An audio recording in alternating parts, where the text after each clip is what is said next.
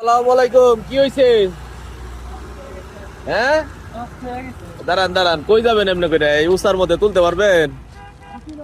দাঁড়ান দাঁড়ান, আমি ঠেলা দিতেছি পিছনতে। কই যাবেন এমনি? কোটবাড়ি? এটা এটা কি নামা দিয়ে যাবেন? বুঝি নাই। ও বড় বাজারের দিক দিয়ে? আচ্ছা, আমি বড় বাজার ফোন তো দিয়ে আপনারে। হ্যাঁ, পিছন দিয়ে ধাক্কা দিতেছেন, আপনি উপরে ওঠেন, নাহলে ওটা এবার পাইবেন না। আপনি উপরে ওঠেন, আমি পিছন দিয়ে ঠেলা দিতেছি মোটর সাইকেল দিয়া। সার শেষ নাকি? ও, এক্সেল ভেঙে গেছে। করেন। রিক্সা চালক আমাদের সমাজে একজন অতি সাধারণ কিন্তু অপরিহার্য সদস্য। দৈনন্দিন জীবনে নিজেদের ও পরিবারের জীবিকা নির্বাহের জন্য কঠোর পরিশ্রমের মাধ্যমে তারা আমাদের সেবা করেন। যখন এই মানুষটি বিপদে পড়েন, তখন তাকে সহযোগিতা করা কেবল একটি মানবিক কর্তব্যই নয়, বরং এটি ইসলামের মহান শিক্ষারও একটি অপরিহার্য অংশ। একজন রিক্সা চালক সম্মানের সাথে জীবিকা নির্বাহ করেন।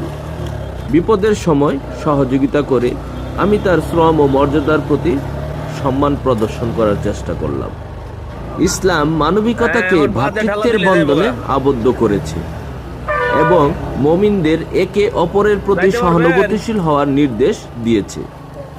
বিপদগ্রস্ত রিক্সা চালককে সহযোগিতা করা ইসলামে অত্যন্ত সওয়াবের কাজ।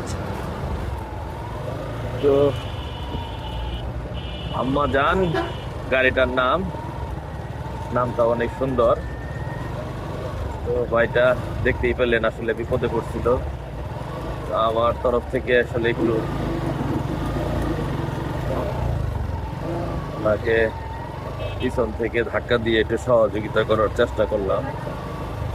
রাসূলুল্লাহ সাল্লাল্লাহু আলাইহি সাল্লাম বলেছেন, যে ব্যক্তি কোনো মুমিনের পার্থিব কষ্টসমূহের মধ্যে থেকে একটি কষ্ট দূর করে দেবে, আল্লাহ তাআলা কিয়ামতের দিন তার একটি কষ্ট দূর করে দেবেন।